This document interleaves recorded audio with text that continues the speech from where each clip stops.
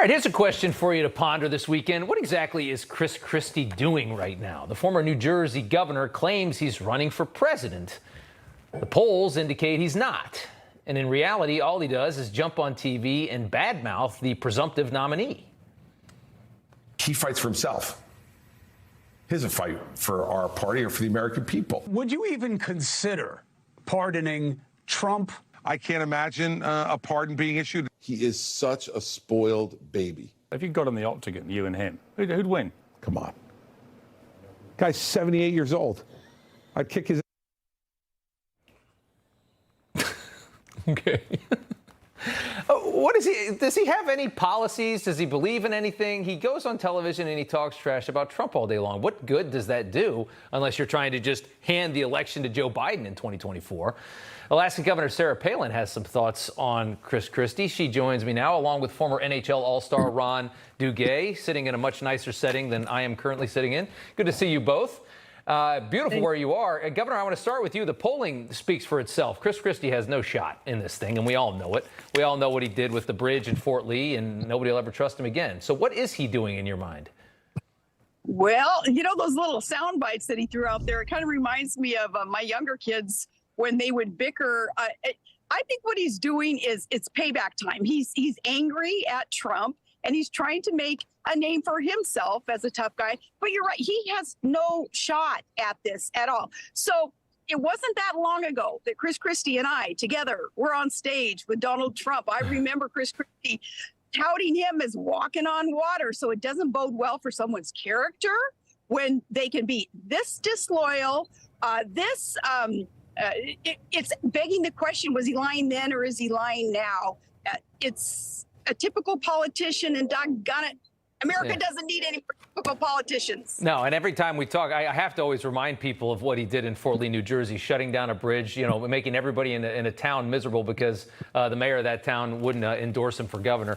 One more to you, Governor. Here's Trump on Truth Social talking about it. Sloppy Chris Christie is thrashing about doing and saying anything to stay relevant. He desperately wanted to join the Trump administration, but I said no. Chris Christie is a total loser. Now, that's a Trump tweet if I've ever seen one. Trump also says Christie is why he nominated Christopher Wray to head the FBI, which, as we've seen, has been so deeply corrupted and politicized. It seems like Chris Christie doesn't have a very good picker. Yeah.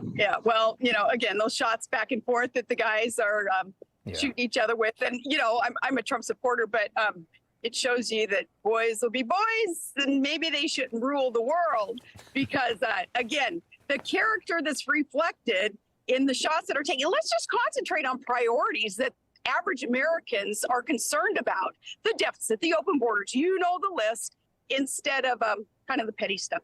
Yeah. I want to go to Ron here for a second. Good to have you on, sir. You played 12 seasons of professional hockey, and since you left, sports went completely insane. And now we see men are allowed to compete against biological women. And I guess we're just all supposed to be okay with that. Soccer star Megan Rapinoe just retired and decided to double down on her support for trans athletes in female sports because, again, she's retired. She's not going to have to compete against them. We also, though, we did see this week, Ron, that the World Cycling governing body has announced a ban on transgender females from competing with the women in the future events. My question to you is, are we going to wake up from this, or do you think we're going down this path full throttle? Yeah, I don't think it's going to last. Let me sum it up this way. Can you imagine if I wanted to today let my hair grow and me with a few fellow alumni decided we wanted to go play for the Olympic team, the female Olympic team, and just say, you know what, we believe that we're women and we want to be part of this team. It wouldn't happen. Right? It just couldn't happen. So all of this is kind of comical. And, you know, Sarah and I discuss this all the time. And that's where we kind of talk about the parents with the kids having to compete against the men. And I think the parents need to get together and not allow it to happen.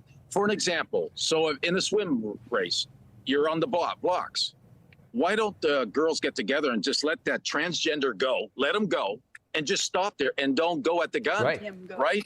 Just embarrass them, stop it. No one's doing anything. No one's standing up. So to the parents, you need to stand up. Another example to that is some young kids right now, a 13, 14-year-old, and I know one, in the soccer business. She's Yeah. trained really hard the last 4 or 5 years, trained really hard. Right, she right. has hope of being on the Olympic team. And she's asking her dad right now, Dad, is this real?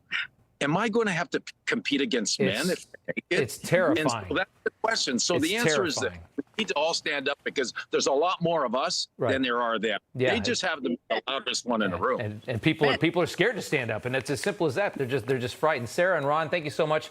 Governor, good to see you as always. Good to see you both. Beautiful where you are, I can tell you that.